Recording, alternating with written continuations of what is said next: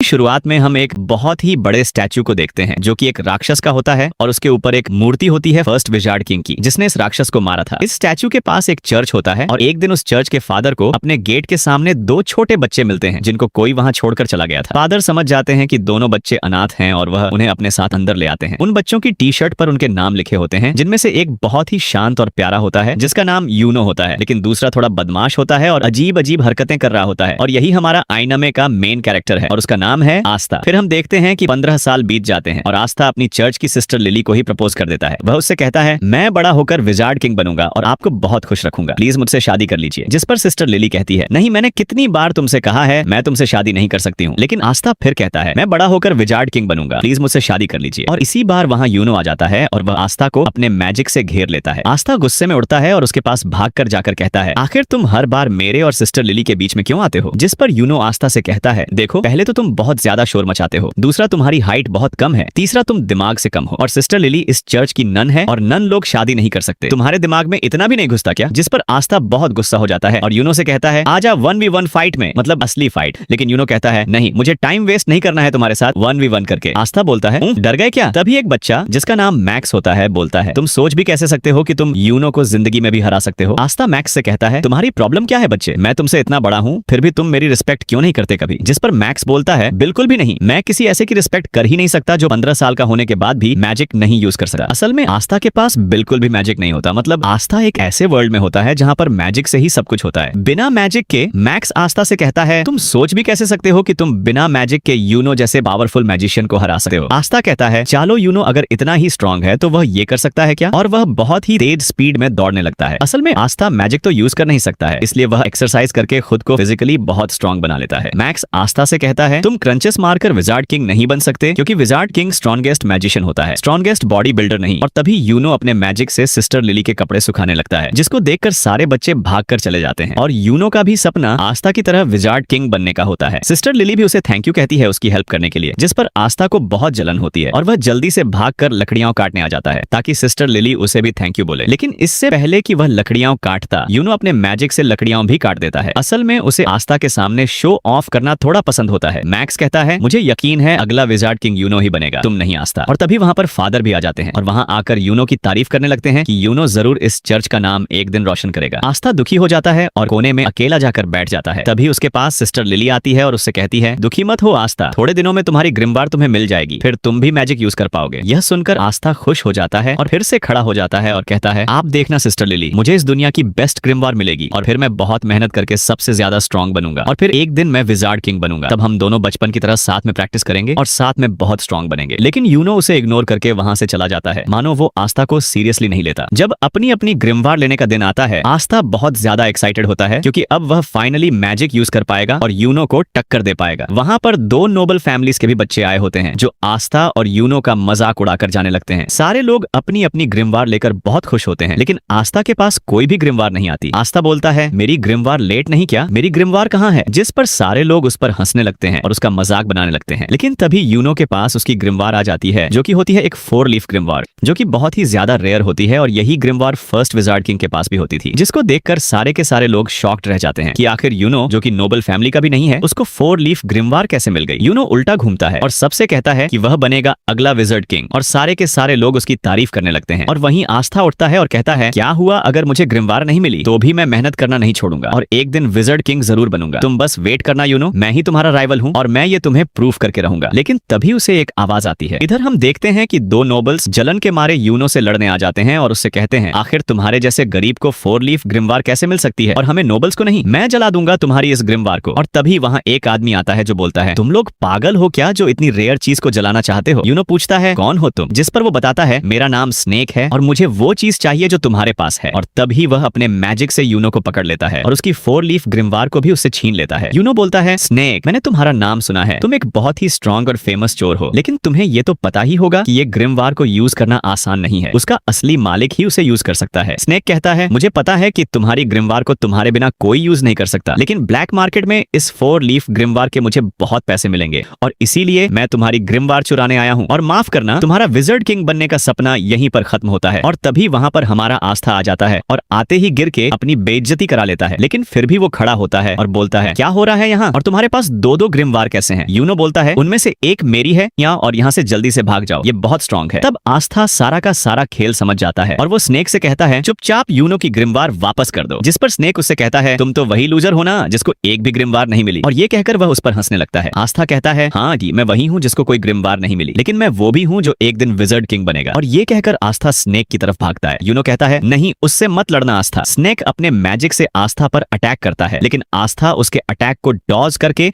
उसके पीछे आ जाता है और वो बस उसको एक पंच मारने वाला होता है, लेकिन तभी स्नेक की चेन उसे पकड़ लेती है और फिर स्नेक अपने मैजिक से आस्था को बहुत ज्यादा इंजर्ड कर देता है। आस्था मन में सोचता है ये तो बस एक चोर है, फिर ये इतना स्ट्रांग कैसे है, और अगर एक चोर इतना स्ट्रांग है तो फिर विजर्ड किंग कितना स्ट्रांग होगा। और फिर स्नेक उसको पीछे की दीवार पर लद्दा देता है और उसके पास जाकर बोलता है अपनी आंखें खोलो बच्चे, तुम मुझे 100 जन्मों में भी नहीं हरा सकते हो। आस्था मन में सोचता है ये सही तो कह रहा है, मैं चाहे जितना भी अपनी बॉडी को ट्रेन करके स्ट्रांग बना लूं, लेकिन मैं इसको भी नहीं हरा सकता। स्नेक आस्था के ऊपर हंसता है और बोलता है अपनी चेन से मैं किसी के अंदर कितना मैजिक है ये नाप सकता हूं, और तुम्हारे अंदर एक बूंद मैजिक भी नहीं है, और इसीलिए तुम्हारे पास कोई ग्रिमवार नहीं आई, क्योंकि ग्रिमवार मैजिक को बढ़ाती है और तुम्हारे पास तो मैजिक है ही नहीं। तुम विजर्ड किंग तो क्या, तुम कोई नॉर्मल सी जॉब भी नहीं कर सकते। शर्म करो अपनी जिंदगी पर, तुम एक बहुत ही बड़े लूजर हो। ये सुनकर आस्था अंदर से टूट जाता है और वो सोचने लगता है ये एकदम सही तो कह रहा है, मेरे अंदर ना तो मैजिक है और न ही मेरे पास अब एक ग्रिमवार है, फिर आखिर मैं कैसे विजर्ड किंग बन सकता हूँ जो कि पूरी दुनिया का सबसे स्ट्रॉन्गेस्ट मैजिशियन होता है। और जिंदगी में पहली बार आस्था गिव अप करने वाला होता है, लेकिन तभी यूनो चिल्लाकर बोलता है नहीं, मैं जानता हूँ आस्था विजर्ड किंग नहीं बनेगा, क्योंकि अगला विजर्ड किंग तो मैं ही हूँ। लेकिन आस्था कोई लूजर नहीं है, वो मेरा राइवल है और उसके अंदर भी एक मैजिकल पावर है, और वो है कभी भी गिव अप ना करना। और इसे सुनते ही आस्था के अंदर मानो दोबारा से जान आ जाती है। वो स्नेक से कहता है दूर हट उससे। स्नेक उससे दूर हट जाता है और आस्था के पास से एक अजीब सी एनर्जी आने लगती है। आस्था यूनो से कहता है चिंता मत करो यूनो, मैं ऐसे आदमी को तुम्हारी ग्रिमवार नहीं ले जाने दूंगा, चाहे उसके लिए मुझे मरना ही क्यों ना पड़े। और तभी आस्था के पास उसकी खुद की ग्रिमवार उड़कर आ जाती है, जो कि कोई नॉर्मल ग्रिमवार नहीं बल्कि एक 5 लीफ ग्रिमवार होती है, जो पूरी की पूरी दुनिया में सिर्फ एक ही है, मतलब यूनो से भी ज्यादा रेयर ग्रिमवार। दुनिया में 3 तरह की ग्रिमवार होती है। 3 लीफ ग्रिमवार जिसमें मैजिकल पावर्स होती हैं और ये बहुत कॉमन होती है। 4 लीफ ग्रिमवार जो कि बहुत रेयर होती है और इसमें मैजिकल पावर्स के साथ साथ गुड लक भी होता है। और आखिर में होती है 5 लीफ ग्रिमवार जो पूरी दुनिया में सिर्फ एक ही है और इसके अंदर एक डेमन होता है। और आस्था को फाइनली उसकी 5 लीफ ग्रिमवार मिल जाती है। यूनो आस्था को देखकर स्माइल करता है और बोलता है मुझे पता था आस्था, तुम वो हो जो इम्पॉसिबल को भी पॉसिबल कर सकता है, जैसे तुमने बचपन में किया था। और फिर हम इन दोनों का बचपन देखते हैं कि कैसे यूनो स्टार्टिंग में बहुत ही रोद्रु था और छोटी छोटी बात पर रोता रहता था, और आस्था स्टार्टिंग से ही उसकी मदद करता रहता था और एकदम उसके बड़े भाई की तरह उसको प्रोटेक्ट करता था। फिर एक दिन बचपन में सिस्टर लिली आस्था और यूनो को पहले विजर्ड किंग की स्टोरी सुनाती है कि कैसे एक बार पूरी दुनिया पर एक बहुत ही बड़ा और ताकतवर राक्षस ने हमला कर दिया था और हर जगह तबाही मचा दी थी। हर तरफ बस दुख ही दुख फैल गया था। लेकिन तभी अचानक से एक लड़का वहां जाता है। लड़के और एक राक्षस के बीच कई दिनों तक लड़ाई होती है, लेकिन अंत में लड़का राक्षस को हरा देता है और फिर से दुनिया में शांति और सुख ले आता है। वही लड़का बनता है पहले विजार्ड किंग, जो पूरी दुनिया का सबसे ताकतवर जादूगर होता है। इस कहानी को सुनने के बाद आस्था और यूनो दोनों यह तय करते हैं कि वे बड़े होकर विजार्ड किंग बनेंगे। शाम को उनके पिता यूनो को एक पत्र देते हैं और कहते हैं कि उसे उस पत्र को गांव के बाहर एक आदमी तक पहुंचाना है। आस्था कहता है लाओ मैं चला जाता हूं, लेकिन यूनो उसे मना कर देता है और कहता है कि वह अकेला जाएगा। यूनो अकेला उस आदमी के पास पहुंचता है और उसे पत्र दे देता है। काफी रात हो जाती है और आस्था को यूनो की चिंता होने लगती है। फिर लौटते वक्त यूनो को एक बड़ा आदमी घेर लेता है और वह उसका पेंडेंट जबरदस्ती छीन लेता है। यूनो उससे कहता है कृपया मुझे वह वापस कर दो, वह मेरे माता पिता की आखिरी निशानी है। आदमी हंसते हुए कहता है चुपचाप यहाँ से भाग जा बच्चा, नहीं तो तुझे मारना पड़ेगा। यह सुनकर यूनो डर जाता है और रोने लगता है। सोचता है कि अब वह कुछ नहीं कर सकता। तभी आस्था आ जाता है और उस आदमी को पकड़ लेता है। वह आदमी आस्था को मारकर दूर फेंक देता है, लेकिन आस्था फिर से जाकर उसे पकड़ लेता है और जोर जोर से चिल्लाने लगता है। यूनो बस आस्था को देखता रहता है और सोचता है कि आखिर जब आस्था जानता है कि वह उस आदमी को नहीं हरा सकता तो वह क्यों लड़ रहा है। आस्था को वह आदमी बहुत घायल कर देता है, लेकिन फिर भी आस्था उसे पकड़ कर रखता है और जोर जोर से चिल्लाता है यूनो का पेंडेंट वापस कर। आदमी समझ जाता है कि यह बच्चा कोई साधारण बच्चा नहीं है और वह पेंडेंट वहीं छोड़कर चला जाता है। आस्था वहीं गिर जाता है और यूनो उसके पास आकर रोते हुए कहता है मुझे माफ कर देना, मेरी वजह से तुम्हें इतनी मार पड़ी। आस्था उसे जवाब देता है तुम चिंता मत करो, मैं हमेशा तुम्हारे साथ रहूंगा और तुम्हें बचाऊंगा। एक दिन मैं विजार्ड किंग बनूंगा और तुम्हें और चर्च के सारे लोगों को खुश और सुरक्षित रखूंगा। इसी बीच हम देखते हैं कि आस्था की ग्रिमवायर से एक अजीब सी तलवार निकलती है। एक सांप अचानक आस्था पर हमला कर देता है, लेकिन आस्था अपनी तलवार का इस्तेमाल करता है और सांप की जादुई चेन गायब हो जाती है। सांप पूछता है यह तुमने कैसे किया? आस्था जवाब देता है मैं वह हूँ जो एक दिन विजार्ड किंग बनेगा। यह कहकर आस्था सांप पर हमला कर देता है और उसे एक बार में ही हरा देता है। यूनो उसे देखता है और हंसता है। आस्था उसके पास जाकर कहता है देखो यूनो, मुझे मेरी ग्रिमवायर मिल गई। यूनो कहता है तुमने मुझे एक और बार बचा लिया आस्था, तुम्हें याद है ना वह वादा जो हमने बचपन में किया था। बचपन में जब यूनो आस्था से यह पूछता है कि क्या वह विजार्ड किंग बन सकता है, जब जबकि वह इतना कमजोर है। तो आस्था उसे कहता है, हाँ, अगर तुम बहुत मेहनत करोगे और कभी भी हार नहीं मानोगे तो तुम भी कोई भी विजार्ड किंग बन सकते हो। यह सुनकर यूनो खड़ा हो जाता है और कहता है, ठीक है, मैंने भी तय कर लिया है कि आज के बाद मैं कभी नहीं रुकूंगा और मैं बहुत मेहनत करूंगा और एक दिन विजार्ड किंग बनूंगा ताकि तुम्हें और चर्च के सभी लोगों को खुश रख सकूं। आस्था यूनो से कहता है, इसका मतलब है कि अब हम दोनों प्रतिद्वंदी हैं और वे दोनों एक दूसरे से वादा करते हैं कि वे बहुत मेहनत करेंगे और एक दिन विजार्ड किंग बनेंगे। यूनो कहता है, हाँ, मुझे याद है और मुझे लगा था कि तुम भूल गए होगे। फिर वे दोनों फिर से बचपन की तरह एक दूसरे से शर्त लगाते हैं कि पहले विजार्ड किंग कौन बनेगा। इसके बाद हम वर्तमान के विजार्ड किंग और 9 मैजिक नाइट्स को देखते हैं जो किंगडम में विजार्ड किंग के बाद सबसे शक्तिशाली जादूगर होते हैं और इनका काम किंगडम में शांति और व्यवस्था बनाए रखना होता है। इनकी एक टीम होती है जिसे ज्वाइन करने के लिए बच्चों को एक प्रवेश परीक्षा देनी होती है। उसी परीक्षा के लिए आस्था और यूनो दोनों ट्रेनिंग कर रहे होते हैं। इसी दौरान हम देखते हैं कि उनके पिता और बहन लिली ग्रिमवायर टावर के मास्टर के पास जाते हैं। पिता मास्टर से पूछते हैं कि आखिरकार यूनो के साथ आस्था का नाम क्यों लिया गया, जबकि आस्था तो इस परीक्षा में पास भी नहीं हो सकता। मास्टर जवाब देता है, आस्था ने मुझे अपनी ग्रिमवायर दिखाई और मुझसे बहुत निवेदन किया कि उसे प्रवेश परीक्षा में भेज दिया जाए, इसलिए मैंने उसे भेज दिया। पिता फिर मास्टर से पूछते हैं कि आस्था के पास जो ग्रिमवायर आई है वह क्या है और क्या वह असली ग्रिमवायर है। मास्टर उन्हें बताता है, मैं तुम्हें ज्यादा नहीं बता सकता, लेकिन हाँ, इस ग्रिमवायर की वजह से आस्था को भविष्य में एक बहुत बड़ी लड़ाई लड़नी होगी। पिता मास्टर से विनती करने लगते हैं कि आस्था बहुत कमजोर है और उसके पास कोई जादू भी नहीं है, इसलिए उसे प्रवेश परीक्षा में न भेजें। मास्टर जवाब देता है, क्या ऐसा तो नहीं कि तुम आस्था को इसलिए नहीं भेजना चाहते क्योंकि अगर वह पास हो गया तो वह यहाँ से चला जाएगा और तुम्हें उसकी याद आएगी। पिता थोड़े शर्मा जाते हैं और बहाने बनाने लगते हैं। बहन लिली भी समझ जाती है कि पिता आस्था को गुपचुप तरीके से बहुत प्यार करते हैं। फिर हम देखते हैं कि आस्था और यूनो एक दौड़ लगाते हुए चर्च की ओर वापस आ रहे होते हैं और उनकी दौड़ में टाई हो जाती है। आस्था पूछता है, जल्दी बताओ कौन जीता। मैक्स कहता है, यूनो जीता है। आस्था कहता है, अब दौड़ खत्म नहीं हुई है, जो चर्च के अंदर पहले घुसेगा वही जीतेगा। आस्था चर्च के अंदर घुसने वाला होता है, लेकिन तभी यूनो उसे अपनी जादू से उड़ाकर दूर फेंक देता है और दौड़ जीत जाता है। रात को सोते वक्त आस्था सपने में भी यही कह रहा होता है कि वह एक दिन विजार्ड किंग बनेगा। मैक्स सुनकर गुस्से में आ जाता है। अगले दिन आस्था फिर से ट्रेनिंग कर रहा होता है और मैक्स उसके पास आता है। आस्था पूछता है, क्या हुआ। मैक्स कहता है, तुम बेवकूफ हो। जिसके बाद आस्था गुस्से में कहता है, यह कहने के लिए तुम चर्च से आए हो। मैक्स कहता है, तुम्हारे पास तो जादू भी नहीं है, तुम सोच भी कैसे सकते हो कि तुम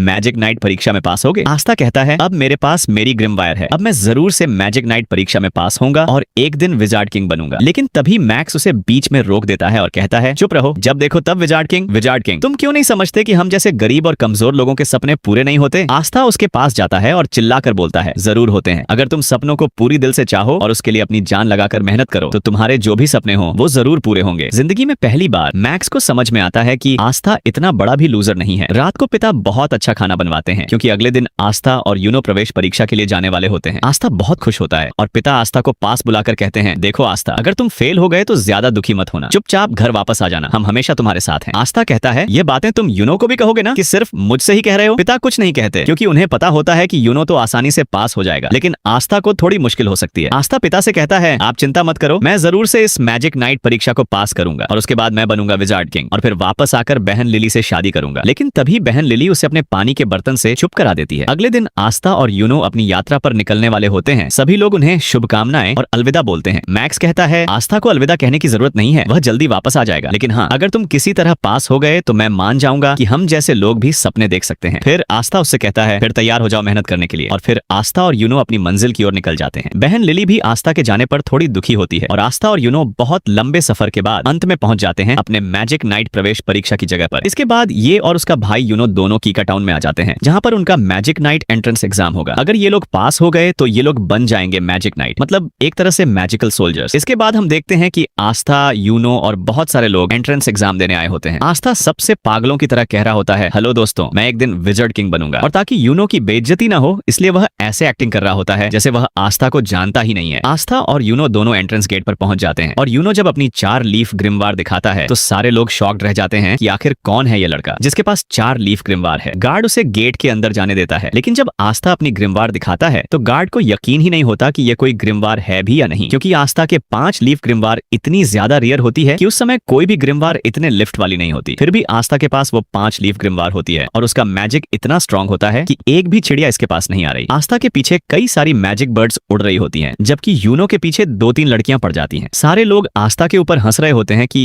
ये कौन है वह लड़का जिसके पीछे आधे से ज्यादा चिड़ियां पड़ गई हैं। आस्था भागते भागते अचानक से एक आदमी से लड़ जाता है और ये आदमी बहुत ही बड़ा और ताकतवर दिख रहा होता है। आस्था को लगता है कि यह भी कोई बच्चा है जो एंट्रेंस एग्जाम देने आया है। वह उससे पूछता है, तुम्हें लगी तो नहीं ना दोस्त? और ये आदमी आस्था का सिर पकड़कर उसे उठा लेता है और अपने हाथों से उसका सिर पीस पीसने वाला होता है। वह उससे कहता है तुम जानते नहीं हो क्या मैं कौन हूँ। और यह आदमी कोई और नहीं बल्कि एक magic night squad black bulls का कैप्टन यामी होता है, जो कि सारे मैजिक नाइट स्क्वाड्स में सबसे बेकार स्क्वाड है। आस्था बेचारा एक मैजिक नाइट स्क्वाड के कैप्टन से ही पंगा ले लेता है, लेकिन तभी यामी के स्क्वाड के 2 मेंबर वहां पर आ जाते हैं, फिनरल और गॉर्डन। फिनरल बहुत ही बड़ा थरकी होता है और गॉर्डन बहुत शांत और अच्छा होता है। फिनरल यामी से कहता है अब यहाँ क्या कर रहे हो, जल्दी चलिए एग्जाम स्टार्ट होने वाला है। जिस पर यामी बोलता है अरे कुछ नहीं, मैं बस ऊपर जाने का रास्ता भूल गया था। और तभी एंट्रेंस एग्जाम स्टार्ट हो जाता है और यामी आस्था को छोड़कर वहां से चला जाता है। आस्था खड़ा होता है और तभी उसके पास एक लड़का दोबारा से आता है जिसका नाम सेक्के होता है। वह आकर आस्था से दोस्ती कर लेता है और तभी वहां सारे के सारे 9 मैजिक नाइट स्क्वाड के कैप्टन आ जाते हैं, जो कि बहुत ज्यादा स्ट्रांग होते हैं। कहा जाता है कि पूरी दुनिया में इन सबसे स्ट्रांग सिर्फ एक आदमी है, जो कि खुद विजर्ड किंग है। इस कैप्टन का नाम विलियम होता है और यह गोल्डन डॉन का कैप्टन होता है। इसकी स्क्वाड दुनिया की नंबर 1 स्क्वाड होती है और सभी का सपना इसकी स्क्वाड ज्वाइन करने का होता है। वहीं पर यामी की स्क्वाड ब्लैक बुल्स सबसे खराब होती है, जिसमें कोई भी नहीं जाना चाहता। आस्था सेक्के से पूछता है विजर्ड किंग कहाँ है, जिस पर सेक्के आस्था से बोलता है विजर्ड किंग थोड़ी ना इन सब छोटे मोटे इवेंट्स में आएंगे, वह हमारे किंगडम के किंग हैं, उनके पास और भी ज्यादा इंपॉर्टेंट काम होते हैं। विलियम सबसे कहता है टाइम आ चुका है तुम सबके एग्जाम को स्टार्ट करने का, और वह अपना मैजिक यूज करता है और आसमान से एक बहुत बड़ा पेड़ नीचे आ जाता है। वह सारे कैंडिडेट्स को एक एक मैजिकल ब्रूम दे देता है, मतलब एक जादुई झाड़ू। ये तुम लोगों का पहला टेस्ट होगा और तुम सबको अपनी मैजिक पावर से उड़ना होगा। सारे बच्चे अपनी मैजिक पावर से उड़ने की कोशिश करते हैं और सारे कैप्टन सबको ऑब्जर्व कर रहे होते हैं। यूनो सबसे ऊपर उड़ रहा होता है और सारे कैप्टन को इंप्रेस कर देता है। वहीं आस्था बेचारा उड़ने तो छोड़ो, कूद भी नहीं पा रहा होता है इस झाड़ू को पकड़ के। तभी इन सारे कैप्टन में से एक कैप्टन नीचे जाकर एक लड़की को डांटता है जो उसकी बहन होती है। वह उससे कहता है तुम ये एग्जाम देने क्यों आई हो, सिल्वर फैमिली की बेइज्जती मत करो, तुम ये एग्जाम पास नहीं कर पाओगी, चुपचाप घर लौट जाओ। और फिर वह वहां से चला जाता है और इस लड़की का नाम नोएल होता है। सेक्के आस्था से बोलता है ट्राई करते रहो आस्था, तुम ये कर सकते हो। लेकिन हम सब ये जानते हैं कि आस्था यह नहीं कर सकता क्योंकि उसके पास मैजिक ही नहीं है, और इस वाले और इसके बाद की हर टेस्ट में आस्था बहुत ज्यादा खराब करता है। इसके बाद विलियम सबसे कहता है अब तुम लोगों का फाइनल टेस्ट होगा, तुम सबको एक एक पार्टनर चूज कर लेना है जिसके साथ तुम लड़ाई करोगे। सेक्के आस्था से बोलता है चलो हम दोनों पार्टनर बन जाते हैं, और आस्था उसकी बात मान जाता है। इसके बाद आस्था और सेक्के दोनों तैयार होते हैं एक दूसरे से लड़ने के लिए। आस्था सेक्के से बोलता है ऑन द बेस्ट सेक्के, चलो हम दोनों अपना अपना बेस्ट देते हैं और जो भी हारेगा वह बुरा नहीं मानेगा और हम दोनों की दोस्ती पर कुछ फर्क नहीं पड़ना चाहिए। और अभी सेक्के अपना असली रंग दिखाता है। वह आस्था से बोलता है ध्यान से सुन गंदी नाली के कीड़े, मैं तेरा कोई दोस्त वोस्त नहीं हूँ, मैंने बस सिर्फ तुझसे इसलिए दोस्ती की थी क्योंकि मुझे पहले से पड़ा था कि ये वाला टेस्ट होगा जिसमें हम लोगों को अपना अपोनेंट खुद डिसाइड करना होगा, और इसीलिए मैंने तुमसे दोस्ती की थी ताकि तुम्हारे जैसे कमजोर लड़के को हराकर मैं आराम से एक मैजिक नाइट बन सकूं। और ये कह के वो वहां से चला जाता है। आस्था एकदम शॉक और डर जाता है क्योंकि उसे लगा था कि उसको उसका पहला दोस्त मिल गया था। और ये सारे लोग भी बोलने लगते हैं क्या यार सेके तो बहुत चालाक निकला, वो आसानी से आस्था को हराकर मैजिक नाइट बन जाएगा, और काश आस्था ने हम लोगों को चुना होता तो हम लोग उसको हराकर आराम से जीत जाते। क्योंकि इन सबको लग रहा होता है कि आस्था कोई बहुत ही बड़ा कमजोर लूजर है। सेके हंसते हुए तैयार होता है अपनी फाइट के लिए और अपनी ग्रिमवार निकालकर तैयार हो जाता है। सारे के सारे कैप्टन्स और सब लोग शोर करते हैं कि आस्था जीत नहीं पाएगा क्योंकि इन लोगों को पता ही नहीं होता है कि आस्था कोई लूजर नहीं है। इन लोगों की फाइट स्टार्ट होती है और आस्था अपनी ग्रिमवार से अपनी तलवार निकालता है और सेके के ऊपर सिर्फ एक अटैक करता है और सेके की बैंड बजा देता है। सारे के सारे लोग दंग रह जाते हैं कि ये क्या हुआ, ये लड़का तो बहुत स्ट्रांग है। और यूनो भी दूर से खड़ा होकर आस्था को देखकर हंस रहा होता है। सारे के सारे कैप्टन्स भी शॉक रह जाते हैं और आस्था अपनी तलवार अपने कंधे पर रखता है और बोलता है मेरा नाम याद रखना सेके आस्था, और मैं वो हूँ जो एक दिन बनेगा विजर्ड किंग। इसके बाद और भी कई कंटेस्टेंट्स की लड़ाई होती है और फाइनली यूनो की बारी आ जाती है। यूनो से कोई लड़ना चाहता ही नहीं था क्योंकि कोई भी हारना नहीं चाहता था, लेकिन तब भी यूनो के पास सलीम आ जाता है और इसी ने पहली बार यूनो पर अटैक किया था।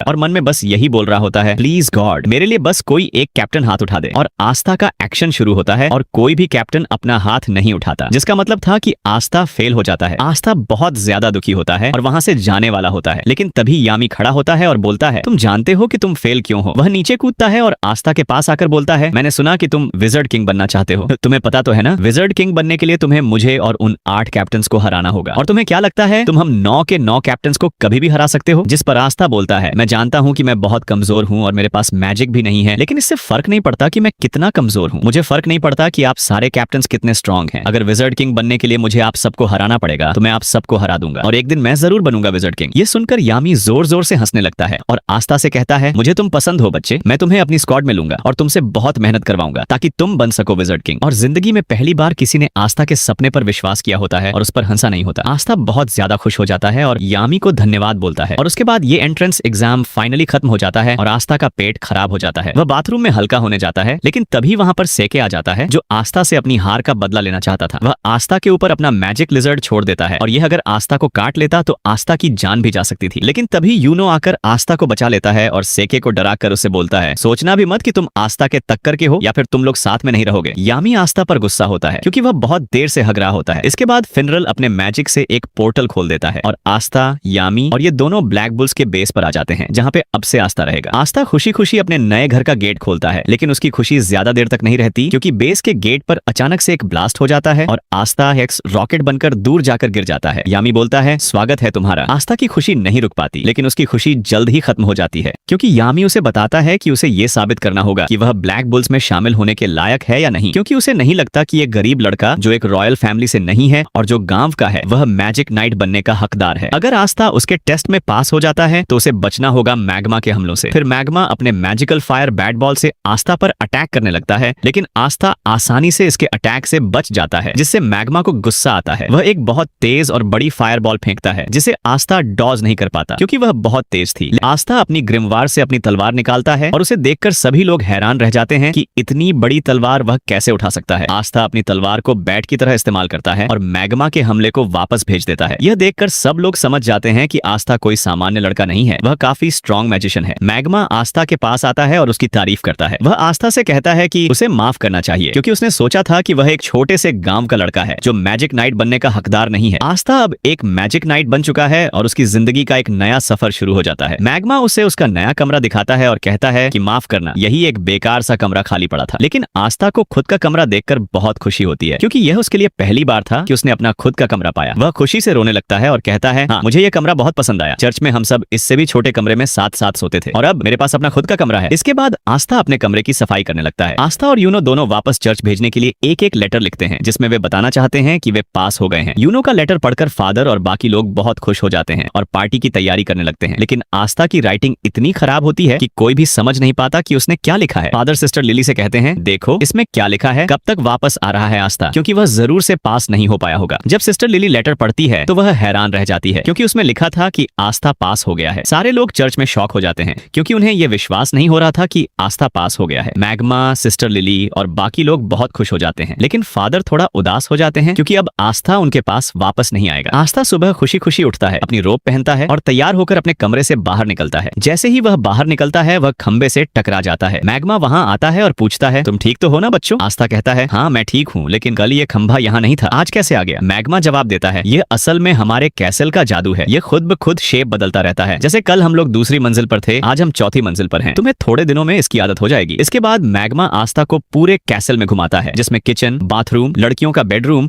और यामी के पेट्स के पास का बेसमेंट शामिल है जो लॉक होते हैं। मैग्मा कहता है, ठीक है आस्था, आज तक इन सब की देखभाल मैं करता था और मुझे बहुत दुख के साथ कहना पड़ रहा है कि अब से तुम इनकी देखभाल करोगे। इनका अच्छे से ख्याल रखना क्योंकि यामी सर अगर इन्हें कुछ हुआ तो वह तुम्हें छोड़ेंगे नहीं। आस्था यामी के पेट्स को खाना खिलाने के लिए बढ़ता है, लेकिन ये पेट्स आस्था को खाना नहीं देते। वे उससे खाना चुराने के लिए भाग जाते हैं। दोनों वहां से भागकर हॉल में रेस लगाते हैं, लेकिन तभी उनके सामने वही लड़की आ जाती है जो कल आस्था को ऊपर से देख रही थी। ये लड़की नोएल होती है और यामी ने आस्था के साथ उसे भी अपनी स्क्वाड में लिया है। मैग्मा कहता है, आस्था, इसने भी तुम्हारी तरह कल ही ब्लैक बुल्स ज्वाइन किया है। आस्था आगे बढ़ता है और नोएल से हैंडशेक करने के लिए अपना हाथ आगे बढ़ाता है, लेकिन नोएल उससे हाथ नहीं मिलाती और कहती है, किसने तुम्हें परमिशन दी मुझसे बात करने की, गरीब कीड़े? ये सुनकर आस्था गुस्से में आ जाता है। फिर नोएल बोलती है, मैं हूँ नोएल सिल्वा, रॉयल फैमिली की, और फिर कहती है कि उसकी रॉयल फैमिली पूरे किंगडम में नंबर 2 पर आती है, विलियम की फैमिली के बाद। आस्था गुस्से से बोलता है, कीड़े किसको बोल रहे हो? तुम यहाँ पर कोई रॉयल नहीं हो, तुम भी मेरी तरह एक ब्लैक बुल्स की मेंबर हो और हम दोनों टीममेट्स हैं। नोएल आस्था पर गुस्सा हो जाती है और वह उसके ऊपर एक मैजिकल अटैक कर देती है, लेकिन नोएल का निशाना इतना खराब होता है कि उसका अटैक जाकर मैग्मा को लग जाता है। मैग्मा उड़ता है और बोलता है, मुझे क्यों मारा? मैं तो कुछ बोल भी नहीं रहा था। जिस पर नोएल बोलती है, मुझे तुम पसंद नहीं हो इसलिए। मैग्मा गुस्से में बोलता है, क्या बोला तुमने? तुम्हें पता नहीं क्या, मैं तुम्हारा सीनियर हूँ और तुम्हें सीनियर से कैसे बात करनी चाहिए। अगर तुम्हें ब्लैक बुल्स स्क्वाड में रहना है तो तुम्हें अपने सीनियर की इज्जत करनी होगी। नोएल मैग्मा से कहती है, मैं खुद नहीं आना चाहती थी स्क्वाड में, और वह ब्लैक बुल्स के रोब को उनके सामने फेंक कर वहां से चली जाती है। इसके बाद आस्था अपने बेस के बगल वाले बगीचे में घूम रहा होता है, लेकिन तभी उसके ऊपर अचानक से एक वाटर अटैक आ जाता है। वह सोचता है, ये कहां से आया? वह थोड़ा अंदर जाता है तो देखता है कि नोएल प्रैक्टिस कर रही होती है, लेकिन वह चाहे जितना भी ट्रेन कर ले उसका निशाना कभी सही से लगता ही नहीं है। इसी वजह से उसकी रॉयल फैमिली में सब उसका मजाक उड़ाते थे क्योंकि वह अपने सारे भाई बहनों में सबसे कमजोर थी। जब वह पैदा हुई थी तभी तभी उसकी माँ की मौत हो गई थी, जिससे उसके भाई बहन उससे और ज्यादा नफरत करते थे। आस्था चुपचाप नोएल को देख रहा होता है और तभी नोएल आस्था को देख लेती है। आस्था को देख नोएल को लगता है कि अब आस्था भी सबकी तरह उसका मजाक उड़ाएगा और वह आस्था के ऊपर अपना अटैक करने लगती है, लेकिन वह अपने मैजिकल पावर को संभाल नहीं पाती और खुद के ही मैजिकल अटैक में फंस जाती है। क्योंकि नोएल रॉयल फैमिली से है, उसमें बहुत ज्यादा मैजिकल पावर होती है और वह खुद के एक बहुत ही ज्यादा स्ट्रॉन्ग मैजिकल अटैक में फंसी हुई होती है। ये सब लोग बाहर आकर देखने लगते हैं कि नोएल खुद ही अपने मैजिक में फंस गई है। फिर फिनरल बोलता है हमें जल्दी से कुछ करना होगा वरना नोएल खत्म हो जाएगी। यामी बोलता है हम लोग इस पे कुछ नहीं कर सकते क्योंकि अगर उस चीज पर हमने अपना मैजिक यूज किया तो हम लोग नोएल को भी हर्ट कर देंगे और अभी केवल वही कुछ कर सकता है। फिनरल पूछता है कौन, और तभी नोएल के अटैक से आस्था सीधे उड़कर यामी के हाथों में आकर गिर जाता है। यामी बोलता है बिल्कुल सही टाइम पे आए तुम ना, तुम्हें ढूंढ रहा था। अब वहाँ ऊपर जाओ और अपनी तलवार से नोएल के मैजिक को खत्म कर दो। आस्था कहता है हाँ वह तो ठीक है, लेकिन मैं वहाँ ऊपर जाऊंगा कैसे। यामी बोलता है तुम उसकी चिंता मत करो बच्चे, और वह आस्था को उड़ाकर नोएल के पास फेंक देता है। आस्था अपनी आंटी मैजिक से नोएल के मैजिक को खत्म कर देता है और नोएल को बचा लेता है। ये दोनों नीचे गिर रहे होते हैं, तभी फिनरल अपने मैजिक से इन दोनों को बचा लेता है। यामी जोर जोर से हंसने लगता है और आस्था से कहता है मुझे तुम बहुत पसंद हो लड़के, और तभी नोएल भी होश में आ जाती है। उसे लगता है कि आस्था उसके पास आकर अब सब की तरह उसका मजाक उड़ाएगा कि वह सही से मैजिक यूज नहीं कर सकती, लेकिन आस्था उसके पास आकर उसकी तारीफ करने लगता है। वह उससे कहता है मुझे यकीन नहीं होता कि तुम्हारे पास कितना ज्यादा मैजिक पावर है। अगर तुम अपनी मैजिक पावर कंट्रोल करना सीख गई तो तुम बहुत ही ज्यादा स्ट्रांग हो जाओगी। ये सब देखकर नोएल थोड़ी डरी डरी हो जाती है। दूसरी तरफ फिनरल परेशान कर रहा होता है और अच्छे से पेश नहीं आ रहा होता है। ये सब देखकर वह जानता नहीं कि इसके साथ आगे क्या होने वाला है, और ये हम अगले पार्ट में देखेंगे। अगला पार्ट बहुत ही ज्यादा तगड़ा होगा, तो इसे मिस मत करना।